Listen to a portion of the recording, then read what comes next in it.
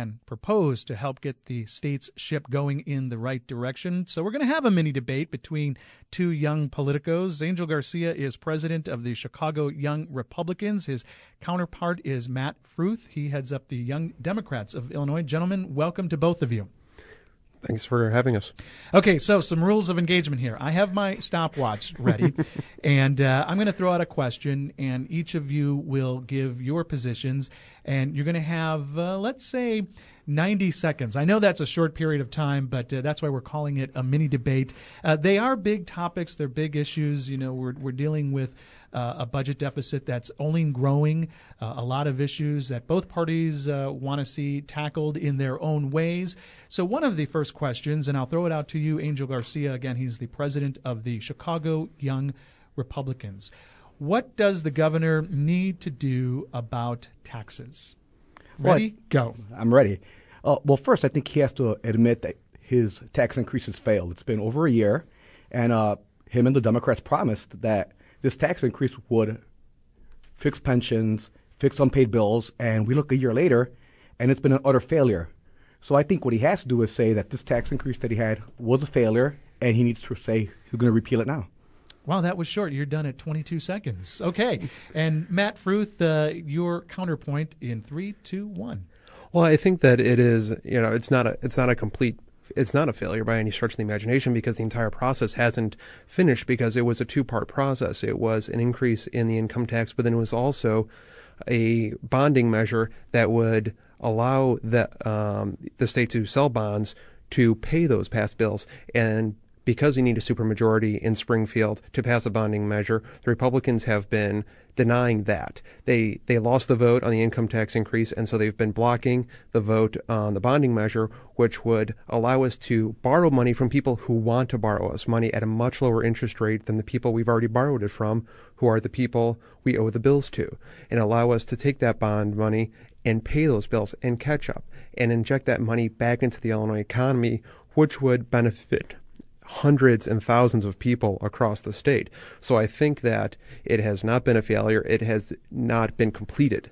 Now, we should say, and you're at your minute mark, we should say that the governor has said that one of the things he wants to do is provide a tax cut to families. And the question is, where do we find that money? And again, we just had a 67% income tax increase, but yet he wants to provide a tax cut.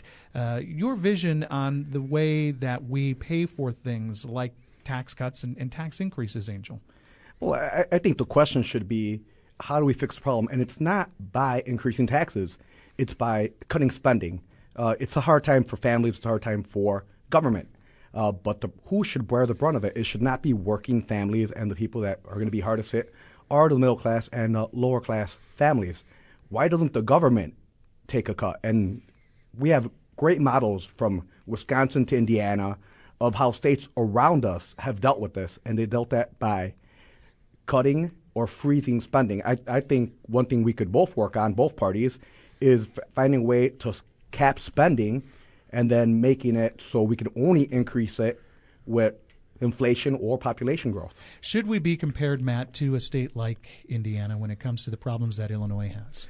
I don't think so, and I think it's not a good comparison where you're talking about other states who have frozen their spending or everything. Illinois already is the smallest per capita government in the country. We have the smallest number of state employees per capita than anywhere else in the country. We have a lower effective tax rate than any of our surrounding states. We have a lower personal income tax rate than I think everyone but Indiana. I mean, you want to talk about Wisconsin, they're at 7.75% once you hit, I think, $60,000. We're at 5% now, and that's for everyone. We don't even have a graduated tax rate, which is something I think we need to consider. It would take a constitutional amendment, but I think it's something we need to move forward to. One of the biggest issues continues to be what to do with the pension debt. The debt continues to balloon. There are some ideas that are thrown out there, both sides, and there seems to be a lot of pushback, especially from the Democratic Party.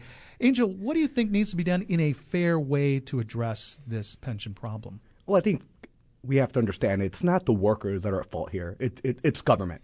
The workers got in here thinking they'd have a fair deal and they'd have a pension. forever. But what's happened now is the pensions are far more lucrative than the state can afford. So some real challenges are in front of us, and it's going to take real leadership to have the current people start paying a little bit more or losing some of what they were expected to have. There's no way around it. There has to be changes to people that were promised something different before. There has to be. Now, Matt, Angel said, of course, this isn't a problem that was started by state employees. This was a problem of kicking the can down the road. But as Angel also said, something certainly needs to be done. What are the Democrats proposing, or what would you like to see the governor say that needs to be done? Again, that is a fair sort of solution, or at least a fair start. I think it starts with an honest understanding of where we are now, what wages are now, and what the public employee situation is. And the problem with talking about current employees and current pension receivers is that it's constitutionally mandated. It is the Illinois State Constitution states that their benefits cannot be diminished. They cannot be curbed. So any bill that gets proposed to do that is blatantly unconstitutional by the Illinois State Constitution. So we need to look at future employees' pensions, and which has recently been done this past year. It was a massive pension reform this past year for future employees. So without a state constitution amendment, you cannot address, and it's blatantly unconstitutional to try and do anything about current employees, whether they're school teachers, our state police officers, or current pension recipients. It just can't be done. It's interesting that Matt, Angel, mentioned a constitutional amendment. Is this a strategy that Republicans should try and push for a constitutional amendment, therefore saying, look, this is a non-issue now, we can move ahead and do this? Well, I think both parties are going to have to make changes. In just a few years, we've seen pension ballooning, and it's just getting larger. There really is no way. There are some people out there, I know I've read a piece with the Illinois Policy Institute, where a constitutional amendment is not needed. So there are different people that would say that what the law actually reads and how it should be interpreted. I want to step back a little bit. When we talk about pensions, we think of retirement. We think of an older demographic. You both represent Angel Garcia, president of the Chicago Young Republicans. Matt Fruth, you head up the Young Democrats of Illinois.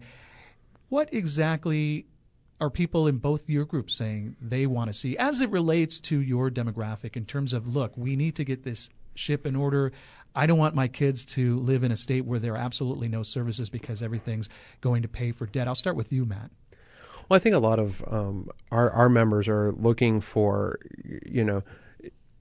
they're looking to both parties for leadership in terms of how to encourage business growth in the state without giving away the store. They understand, we don't want to be held hostage by these corporations that say, well, we're going to go to someplace else because someone else is going to give us better tax breaks, but we're going to stay here.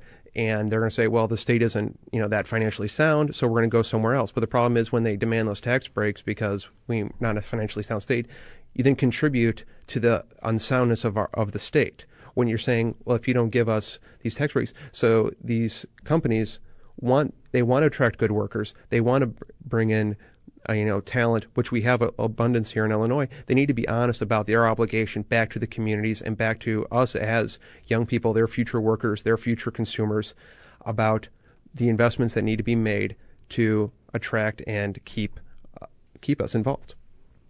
Well, when it comes to pensions, quite frankly, I don't think anyone from my peer group are thinking about pensions or thinking about the future that relates to them. I think most people don't believe Social Security will be there for them.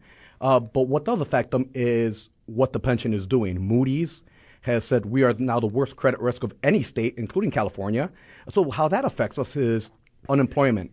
Illinois' unemployment has actually gone up in the last year since the tax increase, while surrounding states have had a slow but steady decrease in unemployment. So the way pensions affects us is we're looking for jobs and we're looking for leadership. And once again, the Democrats, Mike Madigan, they've been in power since 1983. So it really is something that we're looking at in the state. Many issues, many debates, an ongoing debate, what the governor should do to get the House in order. Gentlemen, I want to thank you both. Angel Garcia is president of the Chicago Young Republicans. Matt Fruth heads up the Young Democrats of Illinois. Thanks to both of you. Thank you. Pleasure being here. Well, that's it for 848 Tuesday, the last day of January. Join us again after 9 a.m. after Morning Edition. Thanks to Becky Vlamas for directing, Charles Upshaw for engineering. Thank you for listening. I'm Tony Sarabia. This is 848 on WBEZ.